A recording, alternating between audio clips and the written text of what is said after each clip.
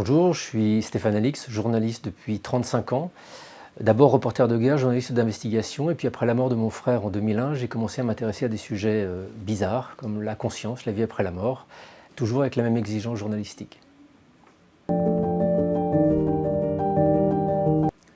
La mort n'existe pas, c'est un livre bilan, un livre d'enquête que j'ai mené pendant une quinzaine d'années, d'une part auprès de scientifiques, de chercheurs à travers le monde entier pour essayer de comprendre ce que l'on sait aujourd'hui de la conscience, de la vie après la mort potentiellement, mais c'est aussi un livre d'enquête et de voyage et d'exploration personnelle que j'ai mené aux quatre coins du monde, notamment en Amazonie auprès de chamans, pour essayer de marier une autre approche de la réalité, une autre capacité d'obtenir des connaissances sur notre monde, sur notre réalité.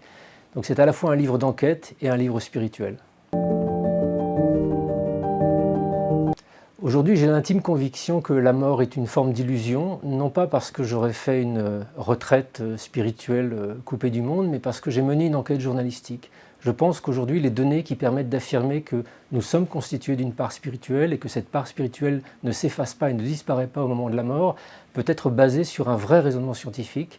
Il y a tellement de choses bizarres qui se passent, il y a tellement de scientifiques qui s'interrogent, il y a tellement de questions qui restent ouvertes et surtout de certitudes qui s'écroulent les unes après les autres quand on travaille sérieusement sur ces sujets, que l'hypothèse est très sérieusement rationnelle.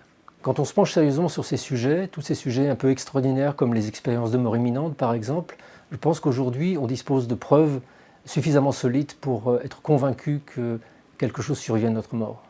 Des exemples, il y en a un nombre incalculable. Je prends simplement le cas de ces personnes qui ont vécu ce qu'on appelle une expérience de mort imminente. Ce n'est pas une hallucination, ce n'est pas juste un espèce de délire du cerveau qui se passe dans un moment un peu de tension. Il y a des gens qui sont en arrêt cardiaque, il y a des gens qui sont en coma, qui sont sur une table d'opération et qui, à l'inverse d'avoir été inconscients pendant ce moment où théoriquement ils auraient dû l'être parce que leur cerveau ne fonctionnait plus, décrivent une expérience d'une intense conscience avec des éléments vérifiables. C'est ça qui est intéressant, c'est ça qui moi m'a marqué en tant que journaliste.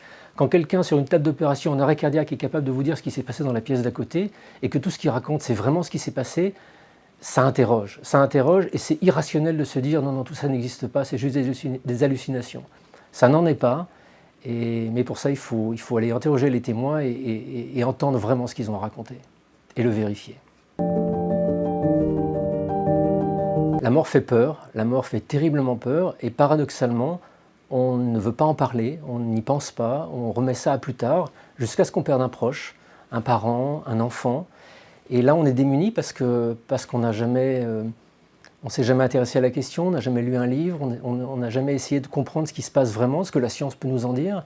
Et quand on fait ce travail, quand on fait le travail que j'ai fait pendant des années, on s'aperçoit que les peurs disparaissent. Non pas que la mort disparaisse en elle-même, mais les appréhensions qu'on peut avoir, l'inconnu qui entoure tout ce moment qui va être extrêmement déstabilisant et confrontant, cet inconnu se réduit un petit peu.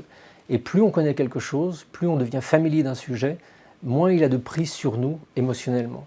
Et c'est vraiment l'objectif premier de ce livre, La mort n'existe pas, c'est de vous inviter à vouloir vous questionner, écouter des gens qui ont vécu cette expérience et comprendre que, au-delà du drame, au-delà de la dévastation que ça peut représenter, il y a peut-être des sources d'apaisement et d'une meilleure compréhension de ce qui se passe à ce moment-là.